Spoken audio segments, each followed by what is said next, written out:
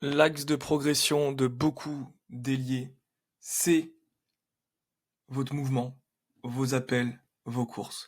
Je connais beaucoup trop d'ailiers qui, oui, sont très bons en dribble, mais dès qu'ils donnent le ballon, restent dans leur zone.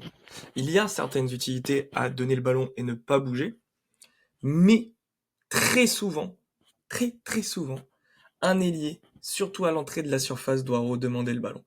Pas comme ici, avec Neymar qui met du temps à réagir, alors que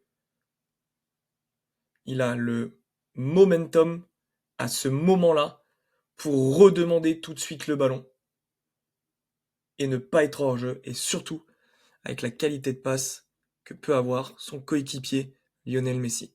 Et quand j'analyse des matchs de joueurs semi-professionnels, voire petit à petit professionnels, j'ai la chance de regarder plusieurs de leurs matchs et de voir les qualités de leurs coéquipiers.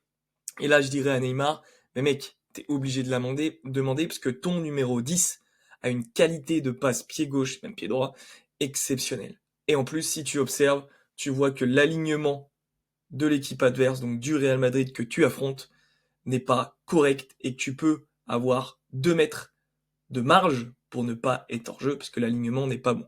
Tu manques de prise d'infos sur ça, tu manques d'exigence dans tes appels, tu te contentes uniquement de ta grosse qualité. Oui, en 1 contre 1, ça on le sait, tu maîtrises.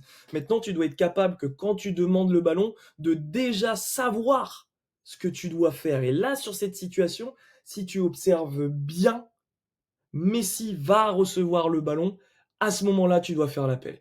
Parce que, tu le connais, on le voit à travers nos analyses vidéo, quand tu donnes le ballon, l'adversaire va obligatoirement regarder où il s'en va, donc tu as le momentum pour aller derrière. Et si tu observes bien encore une fois, Ney, eh bien l'alignement de l'équipe adverse n'est pas bon, donc tu as une marge de 1,50 m, 2 mètres, et encore une fois avec la qualité de ton coéquipier numéro 10, tu recevras sûrement un bon ballon. Et là, Neymar peut être encore une fois décisif, augmenter ses performances, augmenter ses stats. En tout cas, c'est ce que je dirais à un joueur qui se retrouve dans ce contexte-là à travers une analyse vidéo.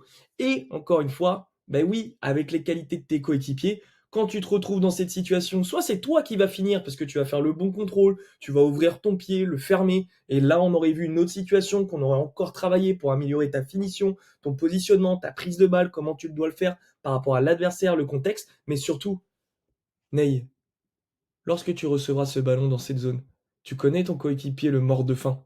Et oui, je l'ai vu, son comportement, il est hargneux. Là, il part croquer le ballon, je te le dis, en recevant le ballon. Là, à ce moment-là, je peux te dire que Suarez direct, il réagit et il va plonger juste devant le gardien. Il va croquer le gardien comme il sait le faire. Et tu peux finir avec une passe D ou un but. En plus, tu t'offres d'avoir 2 opportunités. En tout cas, voilà ce que je dirais sur cette situation à l'un de mes joueurs que j'ai en accompagnement dans Milieu Elite Pro. Si ça t'intéresse, t'hésites pas. Sinon, comme je l'ai dit, je suis en train d'ouvrir un groupe qui s'appelle Milieu Football Club. À toi de me dire si ça t'intéresse. Ciao!